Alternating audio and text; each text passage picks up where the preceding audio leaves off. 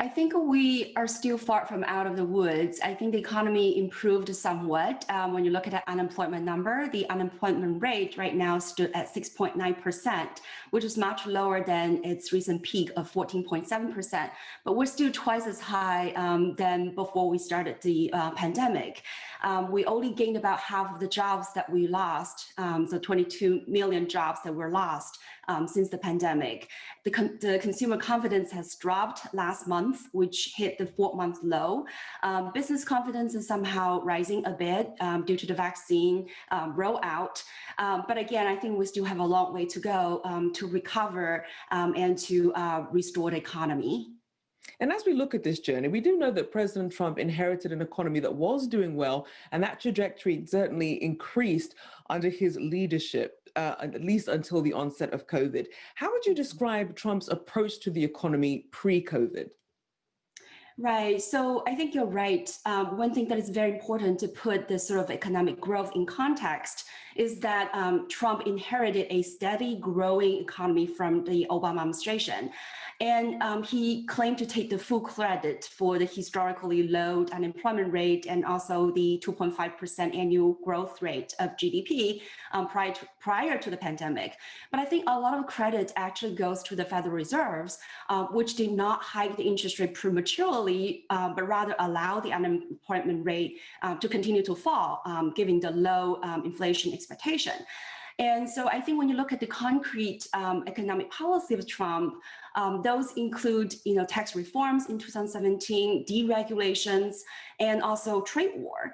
And I would say that none of these economic policies really produce high growth or, shared prosperity, but it really produced a very highly polarized economy in the United States. While the stock market is doing great, right? So the wealthiest 200 Americans raked in about $1 trillion throughout the presidency.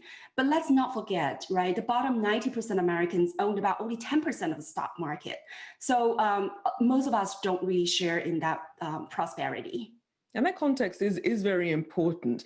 Now, obviously, that was before the pandemic hit. Let's also now look at his response after the pandemic started. What could he have done differently or better to perhaps try and cushion the blow? Right. So I think he could have done a lot of things that would have helped. So to say the least, he could have respected the science and listened to his own public health officials to, enforce social distancing, mask wearing, and stop pressuring states to reopen prematurely. He could have also accelerated the stockpile and distribution of some essential equipment and medical devices instead of, letting states fight for those resources. He could also work with, other countries and also the WHO to, cope with this global health crises. And so I think he has done exactly the opposite of what he should have done. And I think, the pandemic definitely exposed the US's vulnerability. But I think as a president, he utterly failed the job.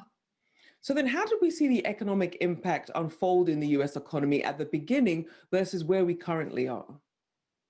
Right. So I think currently we are seeing, the vaccines are rolling out slowly, but hopefully that would accelerate. By early January, we had expected to have 20 million people getting vaccination, but the reality is at the early January, we only have about 3 million.